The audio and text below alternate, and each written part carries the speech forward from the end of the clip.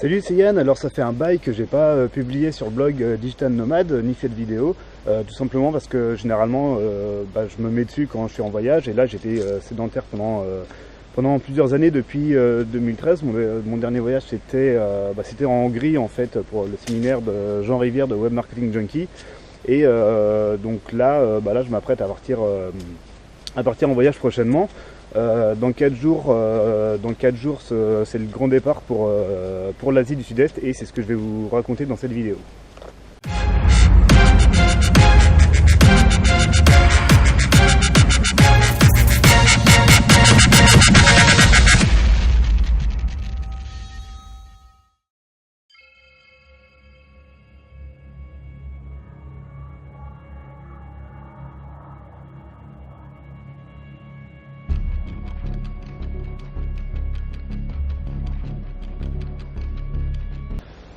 Donc en fait, mon projet que je prépare depuis pas mal de temps déjà, c'est d'aller visiter l'Asie du Sud-Est.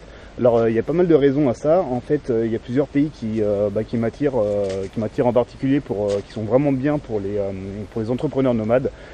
D'une part parce que le coût de la vie est moins cher qu'en France, et d'autre part parce que au niveau des infrastructures pour avoir internet et pour y vivre au quotidien sont plutôt bien faites, bien fournies.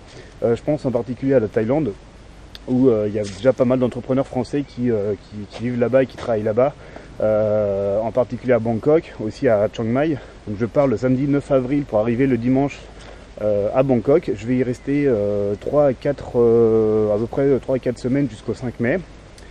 Et le 5 mai, j'ai un vol pour Kuala Lumpur en Malaisie pour enchaîner sur 2 à 3 mois dans ce pays-là. Alors pour ce voyage, il y avait un truc qui me prenait un petit peu la tête, et du coup j'ai décidé de faire abstraction, c'est le côté administratif pour gérer les visas. Du coup, ce que je vais faire, c'est que je vais profiter des exemptions de visa qu'on a droit en tant que Français dans différents pays. Par exemple, en Thaïlande, on peut rester jusqu'à 3 fois 30 jours tous les 6 mois sans aucun visa, donc sans faire aucune demande administrative à ce niveau-là. En Indonésie, c'est jusqu'à 30 jours, et en Malaisie, c'est jusqu'à 90 jours. Alors après, suivant les pays, il y a quelques petites contraintes. Par exemple, en Thaïlande, il faut absolument rentrer et sortir uniquement par avion.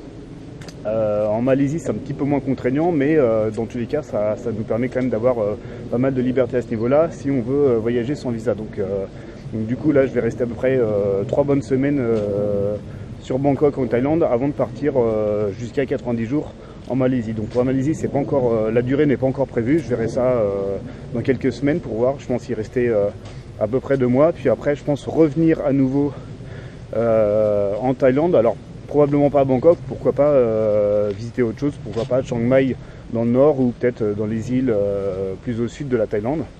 Et après, dans une autre étape, pourquoi pas aller en Indonésie. Donc ça, je verrai au fur et à mesure du voyage.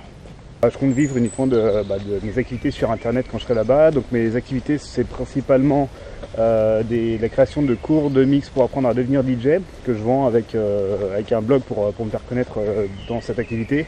Et l'autre domaine, c'est la création de sites internet en freelance. Donc là, je crée un site pour une société américaine en ce moment.